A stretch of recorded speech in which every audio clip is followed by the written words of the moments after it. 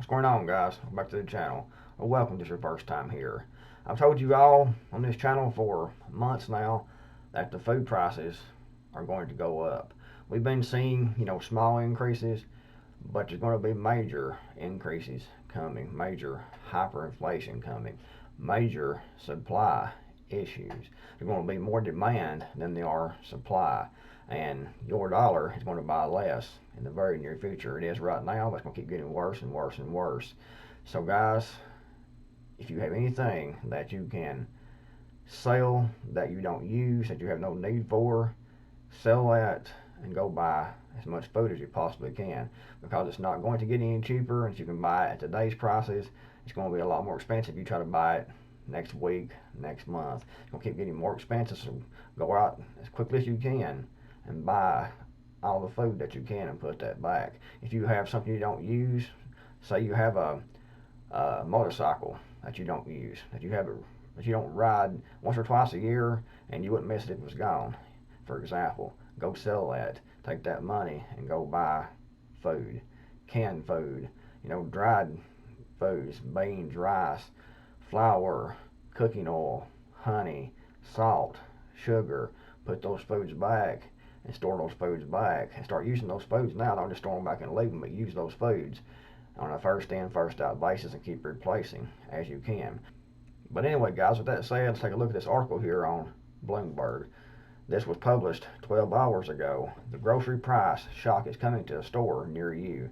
Corn, wheat, soybeans, vegetable oils, a small handful of commodities form the backbone of much of the world's diet, and they're dramatically more expensive, flashing alarm signals for global shopping budgets. This week, the Bloomberg Agricultural Spot Index, which tracks key farm products, surged the most in almost 9 years, driven by a rally in crop futures. With global food prices already at the highest since mid-2014, this latest jump is being closely watched because staple crops are a ubiquitous influence on grocery store shelves. From bread and pizza dough to meat and even soda.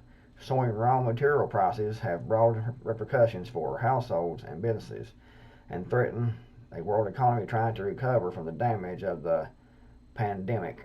And it wasn't the pandemic that caused this, it was the government reaction to the pandemic. But it's a very easy scapegoat for these news outlets and politicians to blame for their own policies and their own failures. They help fuel food inflation, bringing more pain for families that are already grappling with financial pressure from the loss of jobs or incomes. For central banks, a spike in prices at a time of weak growth creates an unwelcome policy choice and could limit their ability to loosen policy. There seems to be a sort of bullish force behind the prices internationally. Whatever this guy's name is here, senior economist at the United Nations Food and Agricultural Organization, said in an interview. The indications are that there is a very little reason to believe prices will remain at this levels. It's likely they will rise further.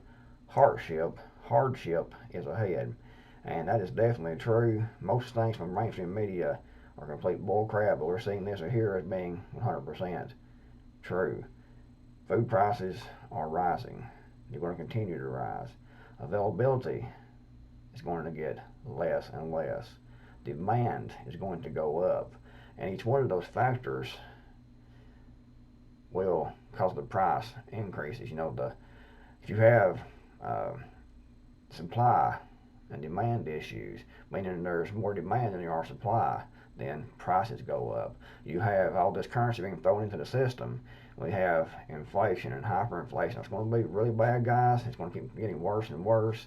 And within the next 6 months to a year, it's going to be really, really bad, guys. So like I said at the start of the video, if you haven't done so already and you have anything that you don't use and that you can sell, that you can do without, go sell that and go invest your money in food storage. Buy as much as you can now at these prices, because, guys, it's not going to get any cheaper. It's going to keep getting more expensive, and you don't want your family to starve. You need to also learn about gardening. You need to start raising a garden. You need to practice. You can't just put back a bunch of vegetable seeds and think that when you're starving, you'll throw those out in the yard and you will grow those vegetables and harvest those and have something to eat. It doesn't work that way. You need to start doing it now. If you have a backyard, side yard, whatever, till that up, plant that. Learn how to grow your own garden. Invest in some chickens, some ducks, some rabbits, some goats, whatever you like, and you have room for. Invest in that. Learn about edible plants. Learn about foraging.